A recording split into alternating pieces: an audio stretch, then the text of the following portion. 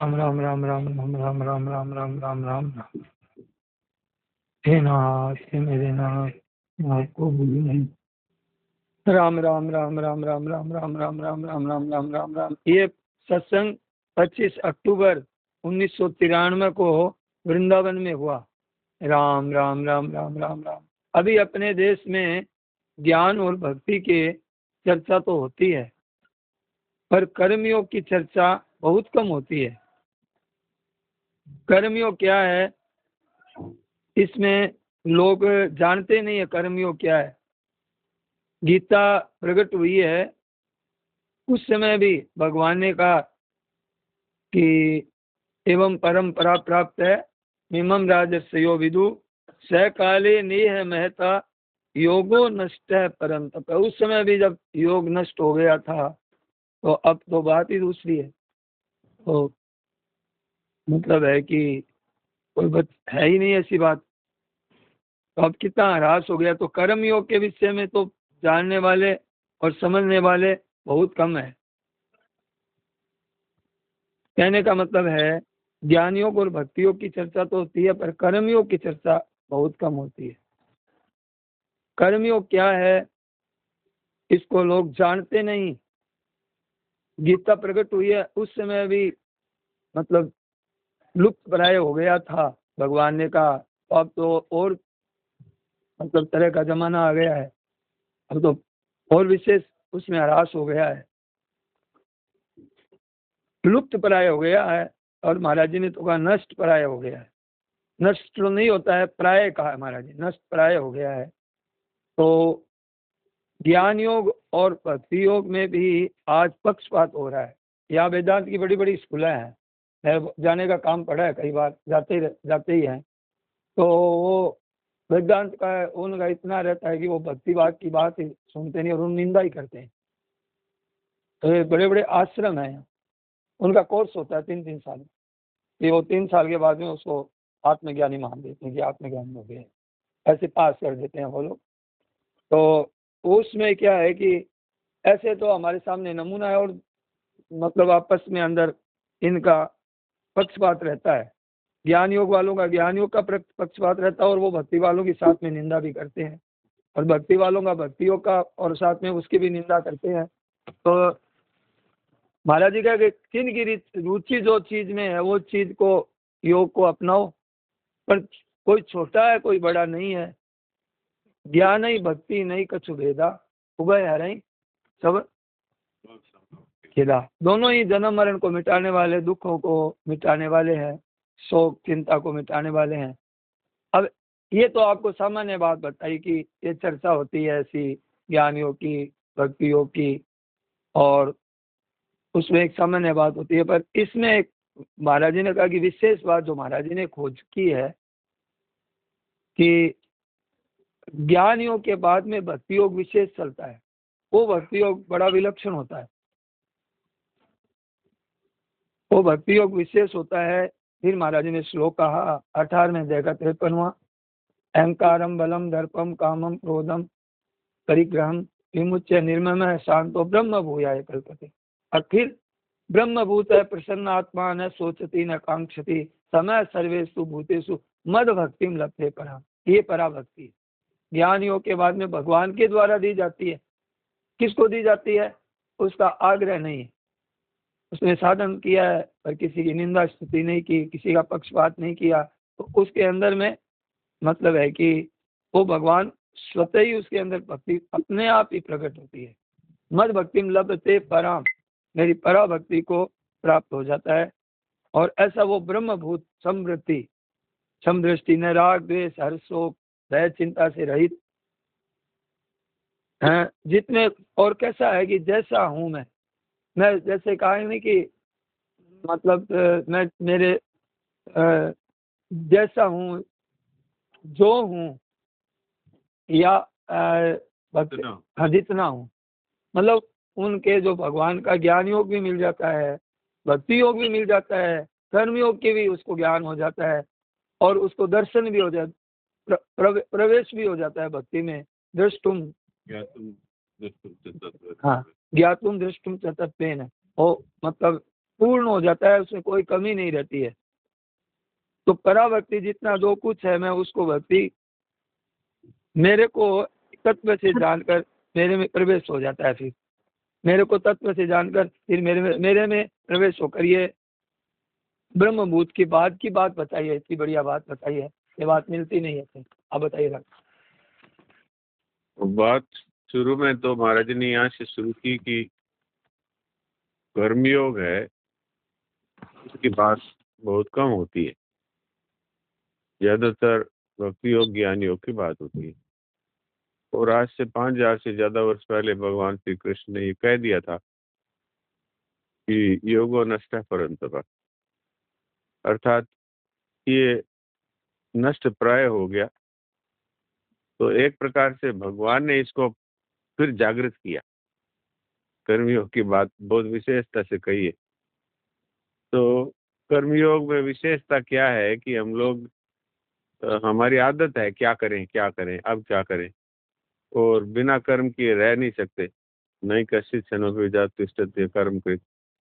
तो इसलिए कर्म करने की विधि बताई भगवान ने, और ये कहा कि अपने लिए कर्म करते रहोगे तब तक कभी कर्मों से विरक्ति नहीं होगी, क्योंकि राग बढ़ेगा। जबकि कर्मियों का तात्पर्य है राग निवृत्ति में। जब तक हम दूसरों के हित के लिए कर्म नहीं करेंगे, क्योंकि भगवान से मिली हुई चीजें हैं और सबकी सेवा में लगानी है, तो उसको अपनी मान करके अपने लिए करेंगे तब तक राग बढ़ता ही रहेगा। तो जो अनादिकाल से हमने राग अपने पास रखा है, जिसको विद्यमान राग कहते हैं, तो वो राग तो नष्ट होता है इससे, सबके हित के लिए कर्म करने से, और बदले में कुछ न चाहने से वो जो नया राग पैदा नहीं होता। अब इस बात को बताने वाले ही बहुत कम है, जानने वाले भी कम है, तो फिर बताने वाले कहाँ से ज्यादा होंगे। तो ये तो कर्मयोग के विषय में बात बताई। इससे मनुष्य कृतकृत्य हो जाता है, यानी फिर उसके लिए कुछ करना बाकी नहीं रहता। लेकिन फिर भी उसके द्वारा सबका हित होता है। भगवान कहते हैं कि न मे पार्थास्ति कर्तव्यम त्रिशुलोकेषु किंचन नान अवाप्तव्यम वर्तेव च कर्मणि। भगवान कहते हैं मेरे को तीनों लोकों में कुछ भी करने के लिए कर्तव्य, मेरे ऊपर कोई शासन नहीं है, ये करो ये मत करो, लेकिन मैं हमेशा कर्मयोग का ही आचरण करता हूँ, सबके हित में कार्य करता हूँ। तो क्यों करता हूँ कि मेरी देखा देखी सारे संसार में, सारी सृष्टि में कार्य होते हैं। तो अगर मैं ही नहीं करूँगा आलस्य रहित होकर सबके हित में कार्य, तो फिर सब लोग भी वैसा ही करेंगे। तो ये कर्मयोग के विषय की बात हो गई। भगवान भी कर्मयोग का आचरण करते रहते हैं। अब ये महाराज जी ने यहाँ पर ये बात कही कि भक्ति योग और ज्ञान योग की जो बात है, उसमें आजकल एक ऐसा पक्षपात चल रहा है। उन्होंने पक्षपात शब्द प्रयोग किया। क्या पक्षपात? कि हम ज्ञान वाले हैं तो हम बड़े हैं, और ये तो सगुणिया है। सगुणिया महाराज जी कहा करते थे साधुओं में भी, वो जब भोजन की पंक्ति बैठती थी ना, तो साधुओं में कहते थे ए सगुणिया है, आपा निर्गुणिया। तो निर्गुणिया मतलब बड़ा। तो ये वास्तव में ये पतन का रास्ता है। भगवान महाराज जी तो ये कहते हैं कि ये पतन का रास्ता है। क्यों? अभिमान बढ़ाने के लिए थोड़ी ये भक्ति योग और ज्ञान योग है। ज्ञान योग में तो अहंकार का सर्वथा नाश होने की बात है, और वहां पर वो इसी को बढ़ा रहे हैं। तो ये पक्षपात से पतन होता है, कोई लाभ नहीं होता। तो अपने खैर महाराज जी के और सेठ जी के इस एरिया में जहाँ जहाँ हम लोग हैं, वहाँ तो ये सब बातें नहीं है। लेकिन संसार की बात कही, आजकल संसार में ये पक्षपात चलता है। लेकिन वास्तव में जो भक्ति है उसकी बात महाराज जी ने कही कि वो ज्ञान के बाद की जो भक्ति है वो विलक्षण भक्ति है। पराभक्ति की बात कही। ब्रह्मभूत प्रसन्नात्मा न सोचित न कांक्षति मद भक्ति में लभते पराम। वो मेरी लभते इसलिए कहा कि भगवान देते हैं वो भक्ति। मद भक्ति में लभते पराम, वो तो ब्रह्मभूत है, लेकिन उसको किसी प्रकार की इच्छा नहीं है, यहाँ तक कि मोक्ष की भी इच्छा नहीं है। लेकिन वो सब समय में समय सर्वेषु भूतेषु मद भक्ति लभते परा। तो वो जो पराभक्ति है वो इस भक्ति से के बाद की भक्ति है, भक्त्या संजात्या भक्त्या। महाराज जी ने ये बात कही, जो भक्ति हम लोग साधन भक्ति करते हैं उससे ये ऊंची भक्ति है, अर्थात भगवान के द्वारा दी हुई ये भक्ति है, पर मिलती उनको ही है जिनके पक्षपात नहीं होता। और जहां तक बात है ज्ञानियों की, वहां ये बात है कि अपने आप को जानने की और संसार के असतपने को जानने की बात है। तो जो संसार के असतपने को जो जान गया, अर्थात अपने आप में स्थित हो गया, अपने स्वरूप में स्थिति जिसकी हो गई, वो ज्ञान योग में सर्वश्रेष्ठ माना गया। लेकिन वहां पर यदि संतोष करते हैं, महाराज जी ने ये कहा कि अगर योग में संतोष किया तो भी वहां अटकता है, और यदि ज्ञान में संतोष किया कि मेरे को तो बोध हो गया, मैं तो ज्ञानी हो गया, तो उसके पतन की संभावनाएं हैं। क्योंकि अभी तक उसको अगर ज्ञान हो गया तो उसमें ज्ञानी नहीं रहता, उसमें ज्ञान ही रहता है केवल। तो संतोष नहीं करे, हमेशा अपने को साधक ही मानता रहे। महाराज जी ने ये कहा, कभी अपने को सिद्ध माने ही नहीं।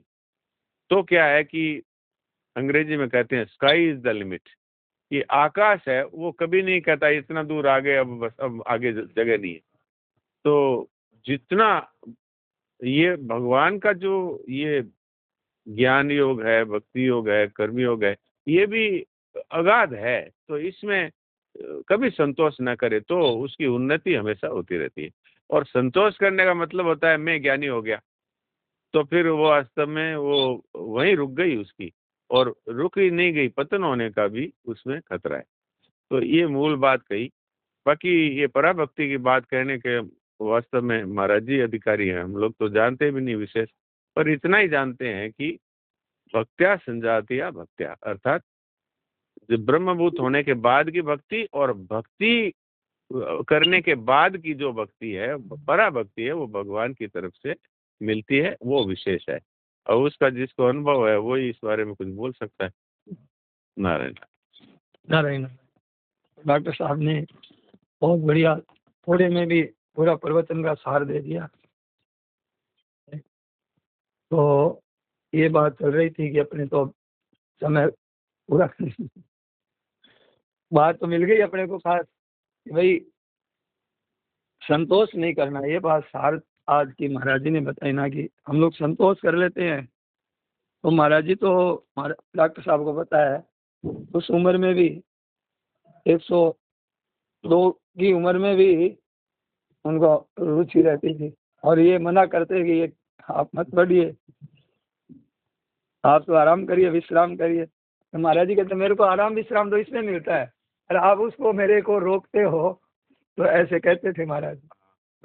कई भाइयां बहनें कहती थी अब बोलो मत महाराज जी। अरे बोले मैं तो बोलने से मेरे को विश्राम मिलता है। अपने ये सोचते हैं महाराज जी को परिश्रम हो रहा है तो बोलो मत अब, तो मेरे को बोलने से रोकते हैं और कहते हैं बस पड़े रहो, आराम करो। तो मेरा आराम है ये। तो उनका मतलब ये था कि किसी कभी भी साधक संतोष न करे, कभी भी। अब महाराज जी के क्या कमी थी, वो तो सिद्ध पुरुष थे, लेकिन उनको भी ये बात थी तो अच्छा वो सनान जी वाली किताब सुनाओ।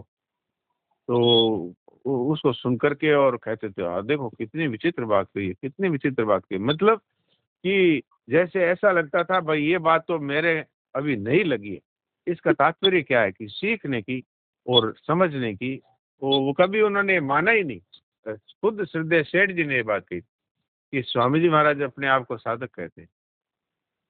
बोले ऐसे महात्मा मिलने बहुत ही मुश्किल है, और हम लोग बड़े भाग्यशाली है जो ऐसे महात्मा हमको मिल गए, जो कोई संग्रह नहीं रखते और किसी प्रकार का इनको ये नहीं है कि मैं बहुत जान गया। तो ये एक विशेष बात है, हम सब लोगों के लिए ठीक है, क्योंकि हम लोग साधन करते हैं तो ये मानने लगते हैं कि बाकी लोग देखो पड़े हैं संसार में और हम हैं जो बहुत कुछ समझ गए। और कोई कोई तो यही मान लेते हैं, जैसे भी इन्होंने कहा कि वो 3 साल का कोर्स करके अब आत्मज्ञानी हो गए। तो ये वास्तव में पतन का रास्ता है। तो अपने तो सभी हैं महाराज जी के बेटा बेटी हैं सब लोग, तो हम लोग तो हमेशा इस में कभी ये संतोष न करें कि अब हम तो बहुत कुछ जान गए।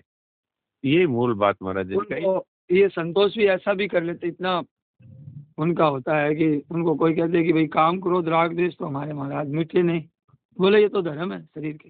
हाँ, तो व्यवस्थित हो ये और क्या देते? हाँ व्यवस्थित हो, ये तो धर्म है शरीर के। तो मतलब ऊँट मर गया समझिए, पहले बिल्ली नहीं मर गया, ऊँट मर गया।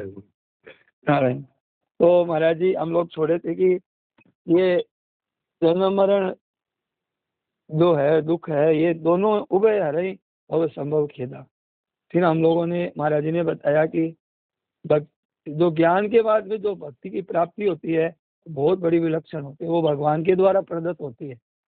वो तो इतना विलक्षण है भक्ति का कि जैसे डॉक्टर साहब ने कहा भाई वो हम लोग तो बता नहीं सकते, जिनको मिली है उनकी बात ही पढ़ रहे हैं हम लोगों में क्या है। तो महाराज जी क्या कहते हैं, मेरे को एक तत्व से जानने करके बाद में मेरे में प्रवेश हो जाता है, वो प्रवेश है वो बड़ा विलक्षण होता है।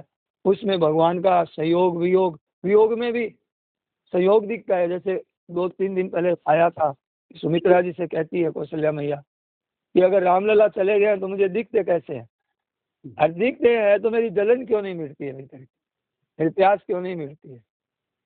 तो अब ये वियोग में भी संयोग का अनुभव हो रहा है, और संयोग में है कि ये तो वियोग हो जाएगा इनका, तो वो अपार दुख होता है उनको। है मिले हुए हैं भगवान सामने है, पर वो भय सताने लगता है कि ये चले जाएंगे तो यहाँ से, तो वो दुख इतना अपार होता है कि उसमें मतलब बेहोशी आ जाती है, होश नहीं रहता है, बड़ा दुख होता है। वो दुख हमारे यहाँ का जैसा नहीं है, वो वृद्धि करने वाला है, वृद्धि प्रेम की वृद्धि करने वाला है।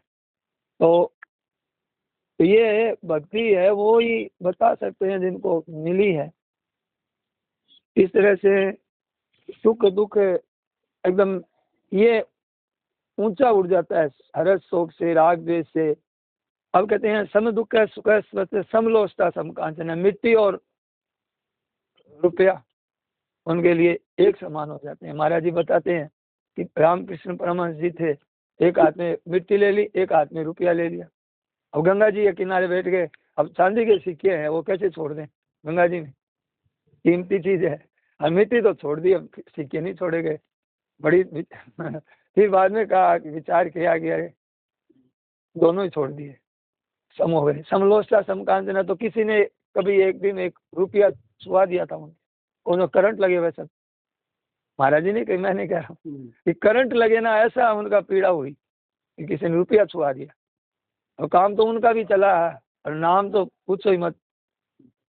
तो कहने का मतलब ये है कि सम एक तो ये आ जाती है, और एक विद्या विनय संपन्न, सब में एक क्षमता की बात बताती है। पंडित है समदर्शी है, ऐसे देखते हैं तो समम सर्वेषु भूतेषु तिष्ठन् तम परमेश्वरम, ऐसे सब में मेरी भक्ति की प्राप्ति होती है, पराभक्ति की। और पराभक्ति महाराज जी ने कहा बड़ी विलक्षण है, बड़ी विलक्षण अलौकिक है। और नाथ संप्रदाय वाले कहते हैं कि ये भक्ति तो केवल श्री जी को मिलती है, और शेर जी ने कहा कि ये सबको मिल सकती है। ये स्वामी जी ने कहा, शेर जी ने कहा जो राधा जी को जो भक्ति मिली है वो सबको मिल सकती है। तो ये कहाँ से शुरू होती है, इसका जो ये भक्ति पराभक्ति शुरू कहाँ से होती है? तो पहले श्रवणम कीर्तनम विष्णु पाद सेवनम स्मरणम, तो अर्चनम वंदनम दास्यम सख्यम, फिर आत्मनिवेदन। हे नाथ, यहाँ पे महाराज जी तो अपने को शुरू में ही बता देते हैं ये श्रवण मनन की। हे नाथ इतना कहते हैं, वो भक्ति है जो हम लोग तो शरण हो गए, अब हे नाथ मैं आपका हूँ, आपके शरण में हूँ, तो वो भक्ति वहाँ से, ये 9 प्रकार की भक्ति है। ये अपरा भक्ति है, अपरा से परा की प्राप्ति होती है अपरा भक्ति से। तो ये भक्ति है, ये बड़ी विलक्षण है। तो ये परा भक्ति मानो कि ऐसे साधन भी, एक तो ज्ञान योग में साधन, एक ज्ञान योग का भी साधक होता है, भक्ति योग का भी साधक होता है। तो ये ज्ञान योग के बाद में भक्ति, और भक्ति से क्या होता है, भक्त्या संजायते भक्ति, भक्ति से जैसे बताया ना डॉक्टर साहब की, भक्ति से भक्ति प्राप्त होती है। भक्ति की हमने श्रवण ये किया, और फिर उसे करते करते आत्मनिवेदनम, जब ये हो गया अपने आप को, तो फिर वहाँ भक्ति से फिर भक्ति मिलती है। तो प्रेम, उसको प्रेम लक्षणा भक्ति भी कहते हैं, और भी कई नाम दिए हैं। ये कौन सी चीज की भक्ति है कि ये ज्ञान और भक्ति जो हमने की है उसका ये पराभक्ति, ये परिणाम है उसका, ये विशेष भक्ति है। तो ज्ञान मार्ग में भी क्या चलता है, पहले श्रवण मनन निधि ध्यासन ध्यान धारणा, फिर 8 अंग है इसके, तो अंत में समाधि। तो ऐसे ये मतलब इसके अंदर भी, इसके बाद में ज्ञान योग में वैराग्य की प्राप्ति होती है।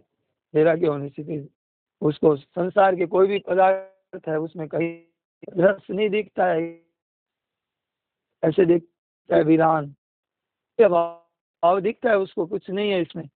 तो इस तरह के, तो अब इधर में महाराज जी ने कहा कि मैं जो आपको बातें कहता हूँ लोगों का अंतमती है, इन बातों की तरफ इतनी विशेष है महाराज जी, कितनी ऐसे हम लोगों को आश्चर्य आता है कि कई शास्त्र में नहीं कोई इस तरह की। तो हम लोगों को ये विशेष महाराज जी निकाल करके एकदम सार बातें बताते हैं,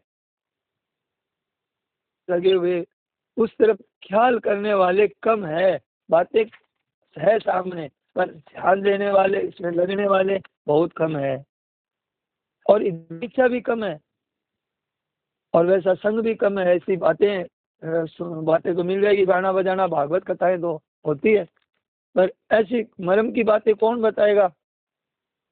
तो महाराज जी ने फिर कहा कि कर्म योग प्राय लोप प्राय हो गया, अब बहुत कम जानने वाले हैं, और भक्ति और ज्ञान योग वाले चर्चा करने वाले तो मिल जाते हैं जैसे हम लोग करते हैं, पर इसमें हमारे एक भीतर में एक अभिलाषा, एक विशेष जिज्ञासा, वो कमी है। तो इसलिए हमारी कमी रहती है, और अगर हमारे जिज्ञासा हो जाए तो फिर कमी नहीं रहेगी। भक्ति में भी, इसमें भी अगाड़ी पराभक्ति है, वो बहुत विलक्षण है। उस पराभक्ति की प्राप्ति ज्ञान होने पर भी हो जाती है, ज्ञान न होने पर भी। देखिए दूसरे साधन से भी ज्ञान नहीं है हमको, सत्य क्या है असत्य क्या इतना विवेक नहीं है, पर हमारे भीतर में एक भक्ति की संस्कार, भक्ति में विशेष है, श्रवण कीर्तन ये जो इसमें लगे रहते हैं हम लोग, तो ये भी बहुत विशेष सहायक होते हैं। ये उसको भी पराभक्ति की प्राप्ति हो जाती है। और ज्ञान होने के बाद में भी भगवान क्या है कि भक्ति योग अपनी तरफ से दे देते हैं, और भक्ति योग की प्राप्ति हो जाती है। तो भगवान ने कहा ददामि बुद्धि योगम तम ऐसा मेवानुकंपार्थ, मैं उसके अज्ञान का नाश कर देता हूँ। तो ये बात बताई। तो अब जो बताई ना डॉक्टर साहब ने कि अब संतोष नहीं करना चाहिए, हम तो जान गए, हम तो बहुत अच्छे में लोगों को समझा देते हैं, इतने लोगों को कहाँ हमारी जितनी बातें किसको समझ में आती है, ऐसे कौन बता सकता है। तो ये भीतर में, और बोलने वाला के तो अहंकार आता ही है, चाहे वो कितना ही कोई महापुरुष ही कोई एक आधा बचता है, बाकी पंडिताई पाने पड़ी ओ पूर्व लो पाप और आने प्रमोदता खाली रह गया आप। तो ये तो बहुत खतरे की चीज़ है। महाराज जी कहते हैं कि अब महाराज जी ने एक आदमी ने कहा कि महाराज जी मेरे को मतलब प्रवचन देने की मन में है, तो क्या तुम्हारा पतन होगा। मैं हो भी तेरा तो पतन होगा ना भाई। तो ये हम लोग देखते हैं कि सुना दे, सुनाने का एक बहुत इसमें सिकताव होता है भीतर में कि मैं सुनाता हूँ, वो होता ही है कि मैं सुनाता हूँ, देखो ये इतने आदमी सुनते हैं। तो ये क्या है, संतोष नहीं करना चाहिए। संसार में तो संतोष करना चाहिए, उसमें तो करते नहीं है। स्त्री पुत्र धन जो मिल गया उसमें तो संतोष करते नहीं है, और इसमें संतोष कर लेते हैं, माला में इतना जप करते हैं हम, इतना बस बहुत है। तो महाराज जी ने कहा इसमें क्या है, और तो कोई बात नहीं, इसमें एक बहुत बड़ी कमी है हमारे में।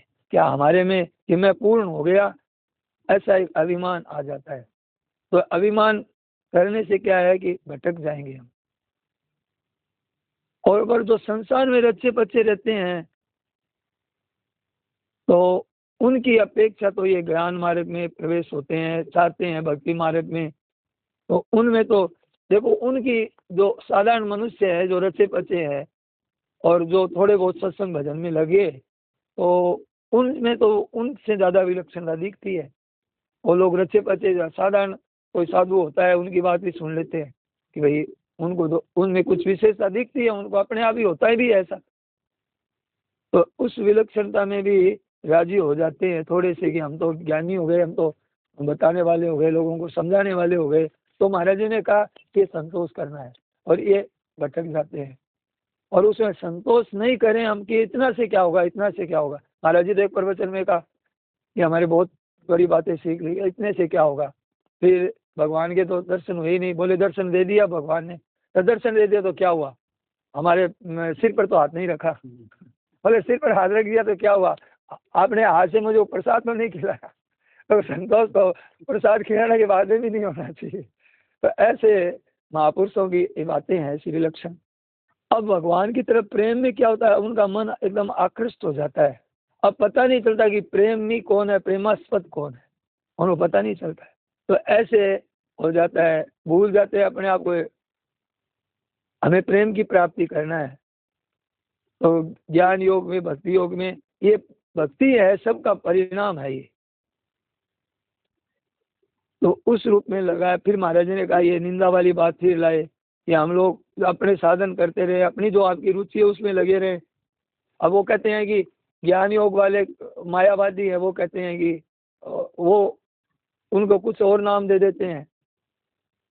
तो जैसे कहता है ना सगुनिया निर्गुणिया, तो सरगुणिया निर्गुणिया ये नाम कुछ निकाल देते हैं, तो उनकी हंसी उड़ाते हैं ज्ञान योग वाले भक्ति योग वालों की, और भक्ति योग वाले ज्ञान योग वालों की निंदा कर देते हैं। तो जिसका अपमान, तिरस्कार भक्ति का होता है।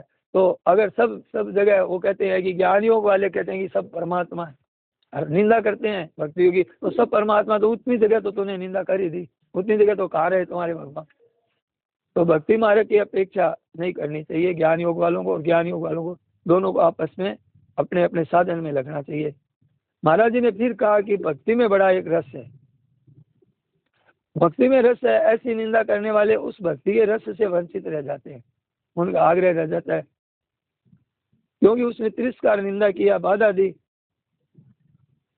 अच्छा, दूसरों की निंदा करके हम क्या बिगाड़ लेंगे, दूसरों को अपने में कमी आ जाएगी।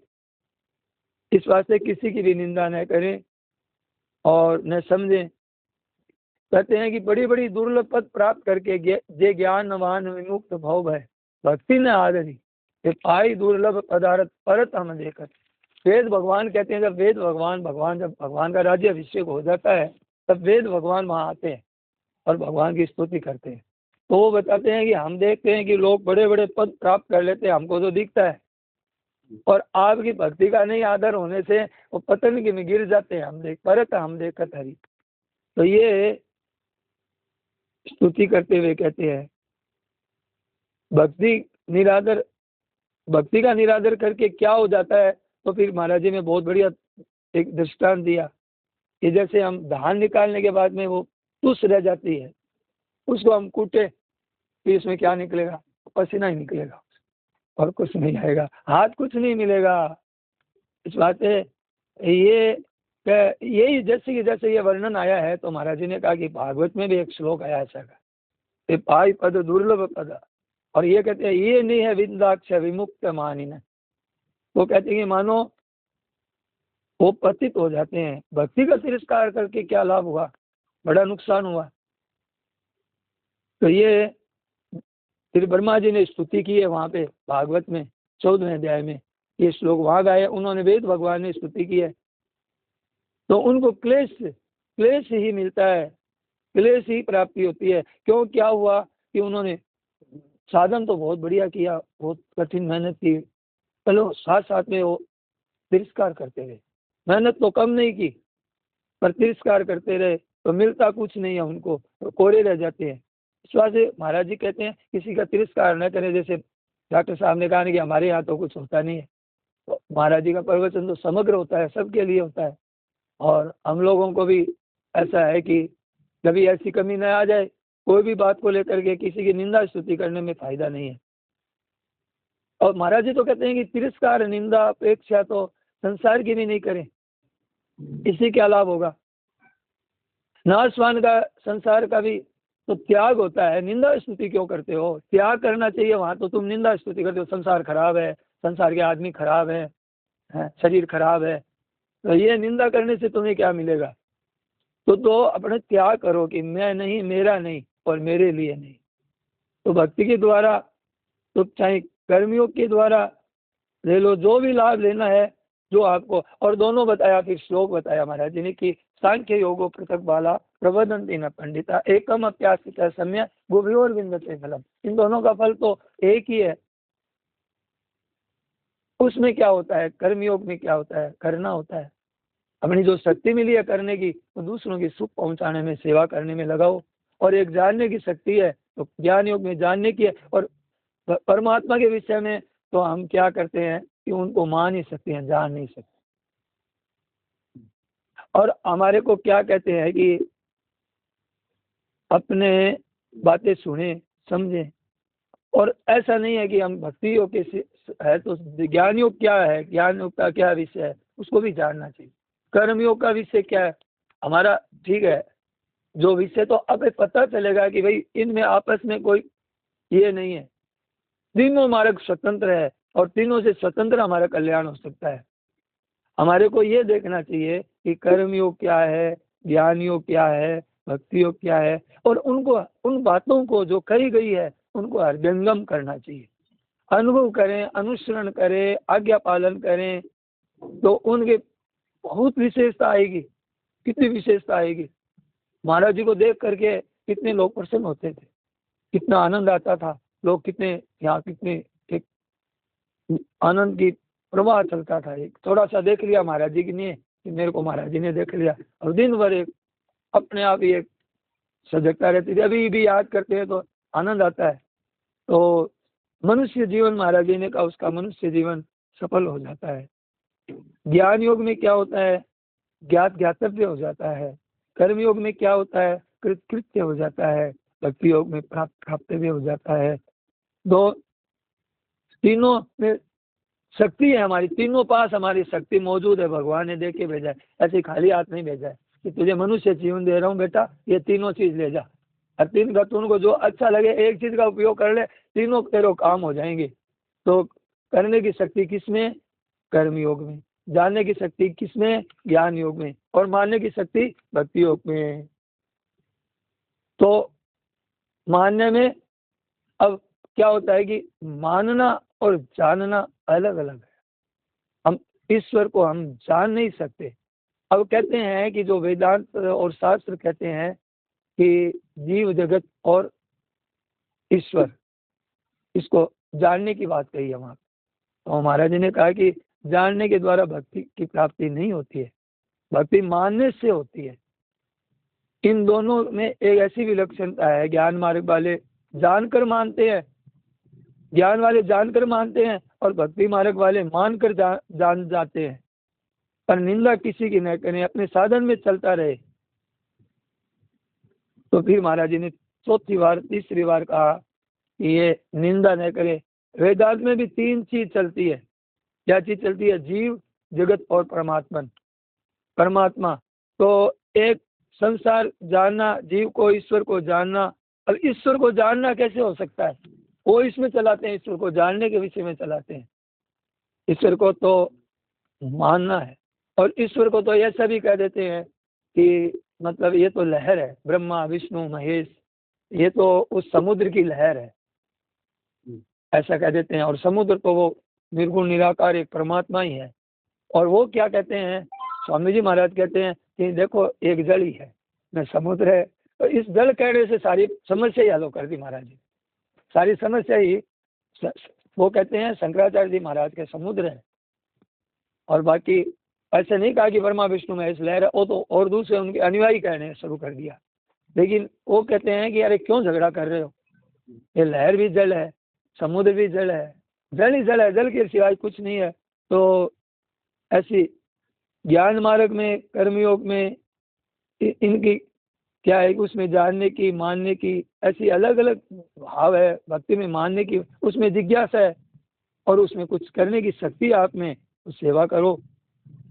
तो जिस विषय में हम जानते ही नहीं ईश्वर के बारे में क्या है, कहाँ है, कोई बता ही नहीं सकता। और इस विषय में तो कितने भ्रमित हो गए कि अरे तू मेरे को नाक ये पास ने मेरे को बांध दिया है। भगवान कहते हैं अरे छुड़ा यार, छुड़ा, मेरे को बड़ी तकलीफ हो रही है मेरे। और गरुड़ जी छुड़ा देते हैं। छुड़ाने के बाद में उनको ये कोई मैं छुड़ाया इनको। अब पार्वती जी कहते हैं कि देखो ये आप इनको हाथ जोड़ रहे हो, आप ईश्वर के ईश्वर महादेव, और ये दो राजकुमारों को रो रहे हैं, उनको आप प्रणाम कर रहे हो। बड़ी दुविधा हो गई उनके भी हो गया, नारद जी के भी हो गया, गरुड़ जी के भी हो गया, अब तो ऐसे है ब्रह्मा जी के भी हो गया। ये जूठा खा रहे हैं, ये क्या ब्रह्म है, ये क्या ब्रह्म है। तो इस वास्ते इस विषय में नहीं जानते तो उसमें अपने को मान लो कि हाँ ऐसे। तो भगवान के चरित्र देखने वाले के तो मोह हो गया, और चरित्र सुनता है उनके मोह नष्ट हो जाता है। ऐसे विलक्षण बात है। भगवान के यहाँ रामचरितमानस का यहाँ पाठ होता है, अब की बार 2300 आए थे, 2300 मतलब पंडाल ऐसा अद्भुत भरा हुआ, उसमें महाराज जी के प्रवचन चले, सेठ जी का भी लगाया अब की बार। तो उनके चरित्र सुनने के लिए देखो कितनी भीड़ हो जाती है। 2 बार पाठ होता है तो यहाँ जगह ही नहीं मिलती। कहने का मतलब है कि कर्मयोग ज्ञानियों का महाराज जी ने कितना विलक्षण वर्णन किया, हद कर दी। सुनते हैं तब पता नहीं चलता है, जब विचार करते हैं तब पता चलता है कि महाराज जी के भीतर में क्या भाव है, जो कितने तो प्रकट हो रहे हैं और कितने हमारे तक पहुंच रहे हैं, और अंदर क्या भरा हुआ है हम लोग थोड़ी जान सकते हैं। महाराज जी के समय थे तो मनमोहन जी महाराज कई बार कहते हैं कि हम छोड़ के चले जाते थे, अब रोते हैं हम कि ऐसे महापुरुष को छोड़ करके चले जाए तो कितना बड़ा है। तो एक चंडी का प्रसाद यहाँ रहता था, आपको तो पता ही है। वो क्या है कि बड़ी बाधा देता था हर काम सब में, सबके पीछे घनश्याम जी को भी नहीं छोड़ता था। तो घनश्याम जी ने कहा सेठ जी या तो ये रहेगा या मैं रहूँगा, तू चला जा। वो उनकी चली नहीं एक भी बात। तो मतलब इतना परेशान करता था कि लोग बड़े दुखी हो गए। तो यहाँ क्यों बैठा है, तेरे क्या हुआ, तेरे तू सत्संग करने के लिए आया है? और वो बेचारा कर रहा है, भजन साधन कर रहा है, और उसको सत्यनारायण जी प्रसाद हिला के हमारे गाँव के थे, कोई 2-5-10 दिन लेट आता ना वो इनको ऐसे गालियाँ निकाल देते उनको। तो वो ऐसा वो चंडी का प्रसाद था, तो उसका मन अपने आप ही हट गया, यहाँ हट गया तो वो चला गया, पेड़ जो यहाँ छोड़ गए। तो यहाँ का जैसा कहाँ मौज थी, कहाँ आनंद था, भीतर में जो एक आनंद आता है। फिर एक जगह देखा, एक गांव में गया तो एक वो गट्टा होगा ना अपना पीपल गट्टा, पीपल के ऊपर वो लोग एक पुस्तक रख करके परिक्रमा दे रहे थे। तो वो देखा कि परिक्रमा पुस्तक ही किसकी दे रहे हैं, गाँव में देखा। वहाँ आदमी बोले हमारे कल्याण पत्रिका आती है गोरखपुर से, हम लोग इसी गट्टे पर बैठ करके कल्याण पत्रिका का एक एक शब्द पढ़ते हैं और इतना आदर करते हैं और दंडवत प्रणाम करते हैं उसको। तो वो उसका हाथ पैर कांपने लगा। मैं ऐसी जगह छोड़ के आया हूँ कि दुनिया में कितनी शांति हो रही है। तो यहाँ आकर के उसने 1 नंबर में आकर के नोट लिखा कि मैं आत्महत्या कर रहा हूँ, जहर लाया। जहर ला के बोले मैं आत्महत्या करता हूँ, मेरी अंतिम इच्छा यह है कि सेठ जी मेरे अपने हाथ से मेरे दाह क्रिया कर दी। तो रात को उसने आत्महत्या की, पुलिस आई, पोस्टमार्टम हुआ, सब हो करके सेठ जी गए उसके। तो ऐसी विलक्षण जो गीता प्रेस, हम लोग क्या समझे महाराज जी के भावों को, सेठ जी के भावों को। अब सेठ जी ने गीता प्रेस की स्थापना की उस समय, तो सेठ जी को कोई बहुत सारे विरोध करने वाले ही थे, कई जने थे ही, तो इतना थोड़ी आदर करते थे। अब जाने के बाद में अब करते हैं सेठ जी। तो ये क्या बता रहे हैं महाराज जी कि सब सत्यनारायण जी महाराज कहते थे तक मैं हूँ तब तक तो सुनते नहीं हो, और बाद में कबर पूजोगे। पूज रहे नवा जन्म तो परिक्रमा देवा। तो ये बात है, जब तक भगवान श्री कृष्ण थे तब तक तो कोई कहता ग्वाला है, कोई कहता जादूगर है, और जब चले गए तो अब सब अब रो रहे हैं और कह रहे हैं भगवान की वाणी है उसको भाई अब सुनो। तो ये है, जब तक संत रहते हैं तब तक उनका आदर है, और जिन्होंने आदर किया है वो निहाल हो गए। जी राम राम डॉक्टर साहब, एक राम बात की है कि है ना, ये जो बताते हैं ना कि जगत मिथ्या है, असत है, तो इसको हम लोग अगर समझ लें तो ये ज्ञान योग है या ये भक्ति है? ज्ञानी होगा, ये ज्ञानी होगा। अच्छा, ये ज्ञानी होगा। जगत है वो असत भावना विद्यते, जो संसार बदलता है, हर समय नष्ट हो रहा है, उसको असत कहते हैं, बदलने वाले को। तो असत है वो उसका भगवान ने कह दिया कि वो उसकी सत्ता नहीं है। तो अगर हम ये कह दें संसार मिथ्या है तो एक ही बात है, असत कह दे चाहे मिथ्या कह दे, तो फिर क्या सत्य है इसकी खोज स्वतः ही होती है। क्योंकि आप ब्रह्म को नहीं जान सकते, लेकिन आप जगत को तो जानते हैं कि ये सारे हमारे सामने साथी मर गए, सामान चला गया, व्यक्ति वस्तु परिस्थिति घटना सब की सब मर रही है। मृत्यु संसार सागरात भगवान ने कहा। बस इतना जानने से ही मनुष्य फिर ये शरीर है, ये क्या है, ये मुर्दा है। तो आज तक जिस शरीर को इतना महत्व दे रहे थे, जिस धन को महत्व दे रहे थे, तो अब वो समझ में आ गया ये वास्तव में है कुछ नहीं। तो ये ज्ञान योग का मार्ग है। तो इससे स्वतः ही एक जो सत वस्तु है वो रह जाती है, और वो सत वस्तु ही हमारा स्वरूप है। फिर उसमें मैं पर नहीं रहता, वो सर्वव्यापक तत्व रह जाता है। तो इसलिए आपने ठीक ही कहा कि ये संसार मिथ्या है। अगर इसको जान लिया तो ये क्या है, ये ज्ञान योग। जी नारायण। और कोई प्रश्न है तो पूछो। और ये भक्ति के ऊपर भी एक पूछना है कि जो ये बोलते हैं कि भगवान से अपनापन कर लो, ये भक्ति है। तो अपनापन तो ये जो शरीर है इसके अंदर जो तत्व है यही तो फिर भगवान है। इस तत्व को ही तो अपना मानना है, शरीर को थोड़ी अपना मानना है। तत्व ही अपना मानने से ही उससे भगवान से प्रेम हो जाएगा। हाँ, अगर भगवान से प्रेम चाहिए तो भगवान के सगुण साकार रूप को हम स्वीकार करते हैं। जैसे भाई राम जी है, कृष्ण जी है, शिव जी है, इन रूपों को हम जब साकार रूप को स्वीकार करते हैं तो इनके साथ एक संबंध मानते हैं। ये हमारे पिताजी है, या ये हमारे भाई है, या ये हमारे गुरु है, ये हमारे स्वामी है, हम सेवक हैं। इस तरह अपनापन तब होता है जब हम उनके साथ कोई संबंध स्वीकार करते हैं। हम ऐसे सुनकर के कह देते हैं कि भगवान मेरे हैं, कोई पूछ ले भगवान आपके क्या है तो नहीं बता पाते।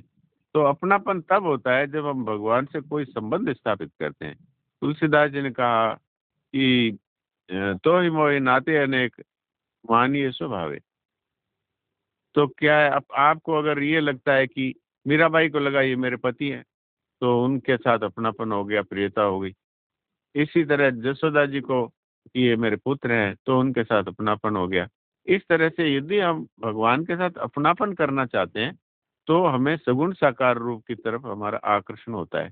अब ब्रह्म है, तत्व है, आत्मा है, इनके साथ अपनापन का संबंध नहीं होता है, इनमें अपने मैंपन को विलीन किया जाता है। तो फिर अपनी अलग सत्ता नहीं रहती, एक ब्रह्म की एक आत्मा की सत्ता रह जाती है। ये बात है नारायण। तो हमारा विषय चल रहा था कि ज्ञान योग में एक जिज्ञासा रहती है, उसमें कुछ अंश हमारे पल्ले पड़ता है ज्ञान योग में, कि जैसे मैं वही हूँ जो बचपन में था। शरीर संसार तो बदल रहा है, ये कुछ पल्ले पड़ता है, अनुभव नहीं हो रहा है अपनेपन का, अपने स्वरूप का, भले ही ना हो पर कुछ अंश में कुछ ऐसी अनुभूति होती है। पर ईश्वर के विषय में तो कोई अनुभूति होती नहीं है। हाँ, ईश्वर के विषय में ऐसा तो आता है कि भाई देखो, किसी के बनाए बिना कोई चीज़ बनती नहीं है। कोई भी चीज़ ले लो, चादर ले लो, कॉपी ले लो, टेबल ले लो, तो इसका कोई बनाने वाला है। तो इतना विलक्षण ये ब्रह्मांड की रचना हुई है तो इसके पीछे तो कोई है। इस विषय में, ईश्वर के विषय में महापुरुषों की कृपा से ऐसी बातें पता चलती है कि भाई कोई तो इसका है। तो अब उसको कोई है, ये बात तो विश्वास हुई थोड़ी, तो इसको अगर हम पक्का विश्वास हो जाए तो भगवान की फिर अनुभव हो जाए। ऐसा है कि ईश्वर के विषय में तो हम कुछ भी नहीं जानते, ज्ञानियों के विषय में तो जानते हैं, इसमें तो कोई बात संदेह ही नहीं है। कुछ जानते हैं कि शरीर संसार तो जा रहा है और हमारा स्वरूप इनके देख रहा है। तो ये तो परमात्मा क्या है कि परमात्मा मानने का विषय है, और संत महात्मा भक्त है ये प्रमाण है। वो कहते हैं कि ईश्वर है। संत महात्मा सेठ जी को दर्शन हुए भगवान के, तो ऐसे भक्तों के दर्शन होते हैं, तो वो इसमें प्रमाण है। और जीव जगत भी परमात्मन, तो ये तो इनको वो इसमें जानने का ही बात ही लगाते हैं। ईश्वर के विषय में भी वेदांत की जो पढ़ाई है ना, ये बात मानी है, पर गहरा विचार करने पर ईश्वर जानने की शक्ति चलती नहीं है। वहाँ तो मानने की शक्ति काम आती है। इस बात से रामायण में कहा है कि निर्गुण रूप सुलभ अति, और सगुण जान नहीं कोई, सुगम अगुण नाना विधि मुनि मन सुनि मुनि मन भ्रम हो। मुनियों के, मनुष्यों के, महात्माओं, इनके भी मन में भ्रम हो जाता है। तो ऐसे चरित्र भगवान के विलक्षण है। तो भगवान कहते हैं कि ये जानने का विषय नहीं है, इसमें इसको मानने का विषय है, इसमें कोई ये नहीं है। ठीक तरह से मानने से फिर शंका नहीं रहती ईश्वर के विषय में। मानने में दृढ़ता चाहिए, विश्वास हो, श्रद्धा भक्ति हो, तो फिर शंका नहीं होती। तो ये ज्ञान और भक्ति का जो महाराज जी ने आज विषय बताया, बड़ा विलक्षण बताया और बड़े विलक्षण ढंग से वर्णन किया है। हम लोग क्या समझे उन महापुरुषों की बात हो। महाराज जी ने कहा इस बातों का विषय में आप अपने खूब जानो, मानो, करो, तीनों। फिर अंत में उड़ते उड़ते महाराज जी ने यही कहा कि इन बातों पर खूब गहरा विचार करो, समझो, सुनो। तो हमारे में शक्ति तो है ही, देख के काम तो बना बनाया है अपना, इधर थोड़ी अपने को काम में लानी है, जो शक्ति है काम में लानी है। तो महाराज जी ने क्या, करने की शक्ति कर्मयोग में, जानने की शक्ति और मानने की शक्ति भक्ति योग में। ये बात किसी ने एक महात्मा जी को कहा, कोई पढ़ा लिखा आदमी था, उसने एक महात्मा जी से कहा कि हम तो बिना जाने नहीं मानते। हाँ। तो महात्माओं के पास तो बड़ी युक्तियां होती है।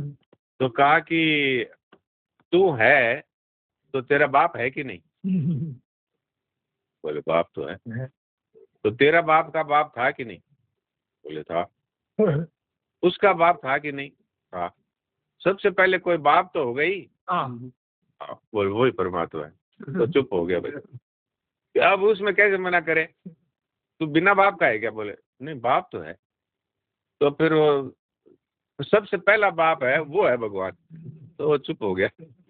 तो ये संतों के पास बड़ी बड़ी युक्तियां हैं। एक और बात बताई महाराज जी ने कि एक आदमी, दोनों बैठे थे आम के पेड़ के नीचे, तो वो बैठे थे, तो वो बेल देख रहे थे ना, तो बड़े बड़े मतीरे वगैरह। ये भगवान में अक्ल नहीं, अक्ल नहीं है। अक्ल होती तो ये यहाँ जमीन में छोटी छोटी बेलों में इतने इतने बड़े, ये तो छोटी छोटी बेलें हैं, उसमें इतने इतने बड़े तरबूज लगा दिए। हाँ बताओ। हाँ, फिर भगवान में बुद्धि नहीं है। देखो ये बेल है, ये बेल तो इतनी जमीन में पड़ी है, यहाँ तो बड़े बड़े लगा दिए। और वो देखो इतने ऊंचे ऊंचे पेड़ है, उन पे छोटे छोटे फल लगा दिए। तो वो बेल बेल के वृक्ष के नीचे बैठे थे, तो वो बेल आके गिरा। कोई भी हो, कोई भी हो। तो बेल आके गिरा धम। क्या ये तेरे सिर पे गिरता तो मतीरा होता तो क्या होता? कपाल क्रिया कपाल क्रिया हो जाती तेरी। तो भगवान में कितनी अक्ल है कि नहीं है, हम तो यहाँ तक पहुँच जाते हैं, हमारी अक्ल का कोई पता ही नहीं है। तो ये संतों की बातें हैं, हर बात में रहस्य है। संतों की प्रत्येक बात में एक रहस्य होता है। मैंने एक दिन बताया भी था, शरणानंद जी महाराज से एक ने पूछ लिया भगवान है तो दिखाओ। बोले अभी दिखाते हैं। बोले कहाँ है? बोले तुम्हारे पीछे। तो उसने यूं घूम के देखा, बोले पीछे तो नहीं है। बोले वो पीछे है, तेरे पीछे घूमे तो फिर पीछे आ गया। तेरे हाथ, तेरे पीछे आंख है नहीं यार, वो कैसे दिखे? तो संतों के पास में कई युक्तियां हैं जो मूर्खों को समझाने की। वो है तो पढ़े लिखे, लेकिन है वास्तव में मूर्ख। तो मूर्खों को समझाने की युक्तियां, लेकिन वास्तव में भगवान को जान नहीं सकते। उसका कारण ये है कि हमारे पास सबसे बड़ी चीज क्या है? बुद्धि। तो बुद्धि है, वो प्रकृति की चीज है, वो प्रकृति की जड़ चीज है, वो चेतन को कैसे जान लेगी? भगवान ने अर्जुन से भी यही कहा। अर्जुन ने बहुत सावधानी से प्रश्न किया कि महाराज अगर आप उचित समझते हैं मैं देखने के योग्य हूं तो मुझे विश्वरूप दर्शन दिखाइए, इतना विश्वरूप दर्शन कराइए। इतनी नम्रता से कहा। तब भगवान ने कहा न तुम हम शक्ति से दृष्टि मुने चक्षु था, ये चर्म चक्षु से तू मेरे को नहीं देख सकता, दिव्यम ददामि ते चक्षु। तो बात क्या है कि जड़ता से चेतनता की, अरे हम प्रकृति को ही नहीं जान सकते पूरा, तो प्रकृति से जो परे है और जो प्रकृति के मालिक हैं उनको हमारे पास कौन सा साधन है जिससे जाने? तुलसीदास जी महाराज ने कह दिया, सो जानो ते जय देव जनाई, सो जाने जय देव जनाई। और जानत तुम्हें ही हो जाए। आपको जान गया वो कौन जान सकता है कि जिसको आप जना दें? और फिर वो नहीं रहता, फिर तो आप में समा जाता है वो, यानी आप ही हैं वास्तव में। तो यहाँ जितने हैं हम लोग आपस में एक दूसरे को देख रहे हैं, ये सारे भगवान ही हैं। पर हमने कल्पना कर ली मैं हूँ, तो ठीक है भटकते रहो। और अभी इस कल्पना को छोड़ दें कि एक वो भगवान ही है, तो बस इसी समय तो कि भगवान के दर्शन कराओ। सेठ जी से भी कहा था, तो सेठ जी ने कहा कि मेरे में तो भाई ऐसी है नहीं सामर्थ्य। नहीं नहीं, आप में है, आप करवा सकते हो। बोले अच्छा तो मैं बताऊं, मान लेंगे? हाँ मान लें। तो आपको तो ये सुना हुआ ये बात, तो ये अभी प्रसंग आ गया इसलिए एक बार फिर ये कह दिया कि उन्होंने कह दिया तो आओ मेरे साथ, बाहर ले जाके दिखा दिया, ये साक्षात नारायण है तो रोज ही नहीं देखा। तो इसका अर्थ क्या हुआ? सूर्य नारायण है। तो इसका अर्थ क्या हुआ कि न तो हम संतों की बातों में विश्वास करते हैं और न ही हम अपने जाने पर विश्वास करते हैं। भाई ये सब मर रहे हैं, नष्ट हो रहे हैं, तो इनका हम क्यों इनको सत्य मान रहे हैं? तो जब तक ये हम विश्वास नहीं करें तो तक भगवान की प्राप्ति नहीं होती। नारायण नारायण। प्रणाम। सबको प्रणाम। आज तो स्वामी जी, नारायण नारायण स्वामी जी ने जो है कितने हमारी बड़ी सरलता से जो है ये बता दिया कि देखो हम थोड़ा सा सत्संग करते हैं उसमें हम किस तरीके से पथभ्रष्ट हो सकते हैं, उससे बचाओ। उन्होंने वेदांतियों तक की बात बताई कि देखिए ज्ञानी और भक्ति में ही आपस में एक दूसरे को नीचा दिखाते रहते हैं। तो हम तो बिल्कुल हमारी तो शुरुआत है और हम जो है थोड़ा सा हमें समझ में आ जाता है और हम कैसे एकदम जो है हमारे अंदर भाव आ जाते हैं, मुझे तो आने लग गया। तो हमें चेताया भी है, साथ साथ में समझाया भी है और कहा है कि अपनी जो शक्ति हमारे को दी हुई है, जो शक्ति हमारे को बताई, करने की शक्ति, जानने की शक्ति, मानने की शक्ति, जिसमें जिसकी रुचि हो उसके माध्यम से हम भगवान को प्राप्त कर सकते हैं। और भगवान तो मानने की ही हैं। भगवान को अभी जो आपने दृष्टांत अभी जो 3-4 दिए, इतने बहुत सुंदर से दृष्टांत, बहुत कुछ सीखने को मिला आज के प्रवचन से। नारायण नारायण।